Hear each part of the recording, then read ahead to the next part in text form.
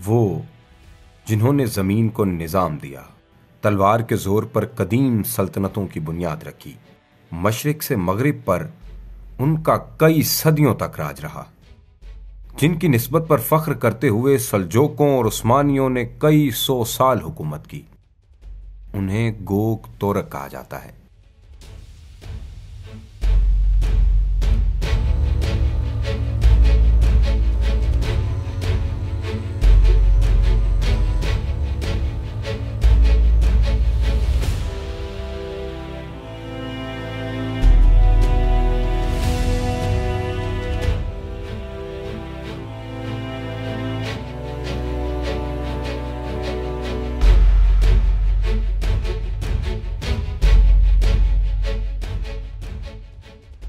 दुनिया में तुर्कों की पहली अजीम सल्तनत उस्मानी नहीं बल्कि कई सदियों कबल गोक सल्तनत थी।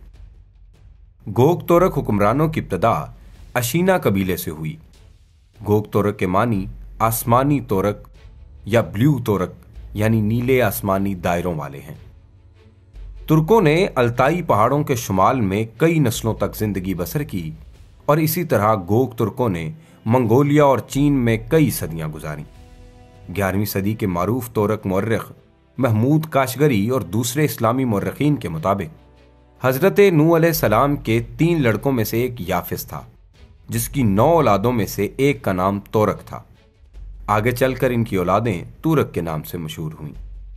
तुरक खाकानियत या गोक तुरक खाकानियत एक ऐसी सल्तनत थी जो करून वस्ती के अंदरूनी एशिया में गोक तुरक के आशनिया कबीले के जरिए कायम की गई। बोमन खाकान और इसके बेटों की सरबराही में आशनिया मंगोल की हुकूमतें रावर इन सल्तनत की हैसियत से कायम हुईं और यह पहली तुरक रियासत थी जिसने सियासी नाम से तुरक का नाम इस्तेमाल किया।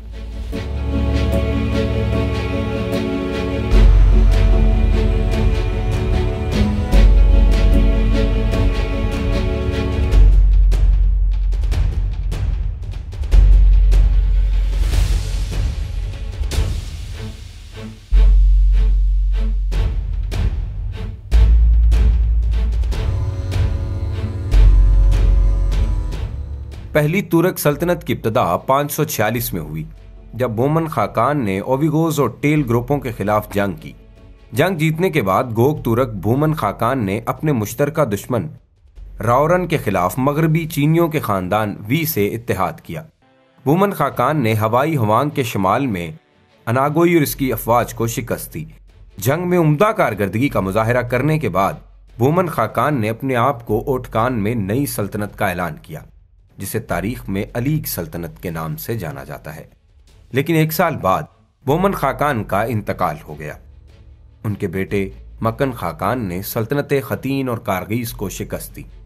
बोमन खाकान के भाई अस्तमी खाकान ने मगरिब का यबगो का लक़्ब इख्तियार किया और ईरान की सल्तनत सासानी सल्तनत के साथ मिलकर ही फतालियों को शिकस्त देने और उसे ख़त्म करने के लिए तामुन किया, जो रोरान के इत्तेहादी थे।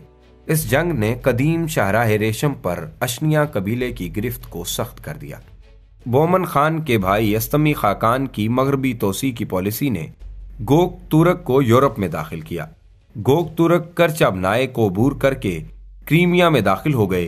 5 साल बाद उन्होंने चीन और रूस का मुहासरा किया। कहते हैं उनका घुड़सवार 590 तक क्रीमिया के मैदानों में घूमता रहा। जियांगनो खाना बदोश कबीले के खात्मे के तकरीबन 400 साल बाद तुर्कों की कमान गोक तुर्कों के हाथों में आई थी। 585 में चीनी शहनशाह ने गोक तुरक खान इशबरा खान को लिखे एक खत में अजीम तुरक खान के नाम से मुखातिब किया था। तारीखदानों ने तुरक कबीलों का सोगयानों के साथ सिल्क रोड के रास्ते तिजारत करने का भी जिक्र किया है। चौथे तुरक हुक्मरान तिस्पर खाकान की मौत के बाद तुरक सल्तनत 2 हिस्सों आपा खाकान और अशबरा खाकान में तकसीम हो गई। अस्तमी खाकान का बेटा तरदू खाकान ने अशबरा खान के खिलाफ जंग छेड़ दी। मशरकी सल्तनत के हुक्मरान अशबरा खाकान ने सुई के शहनशाह यांग से दरख्वास्त की। तरदू खाकान ने सुई के दारुल हुकूमत चिंगान पर हमला किया। शहनशाह यांग का मुतालबा था कि वो खाना जंगी में मदाखलत खत्म करे। जवाबी कार्रवाई में चीनी सफारतकारी ने कामयाबी के साथ तर्दों के टाइल वासवालों की बगावत को उकसाया, जिसकी वजह से 603 में तर्दों का दौर का खात्मा हुआ। कदीम जमाना से तुर्क कबीलों और चीनियों के दरमियान लड़ाइयां होती रहती थीं। चीन ने तुर्क कबीलों के हमलों से बचने के लिए मशहूर दीवार चीन तामीर कराई थी। 8वीं सदी के शुरू में चीनियों ने तुर्कों पर आखिरी बार एक बड़ा हमला किया।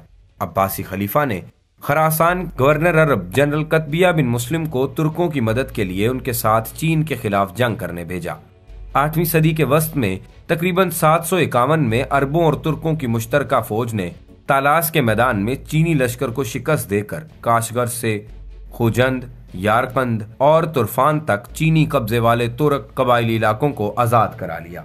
कतबिया बिन मुस्लिम की अफवाज काशगर के शुमाल में भी ताशकंद तक पहुंची। इस फतह के साथ ही तुर्कस्तानी इलाकों में इस्लाम की शुरुआत हुई।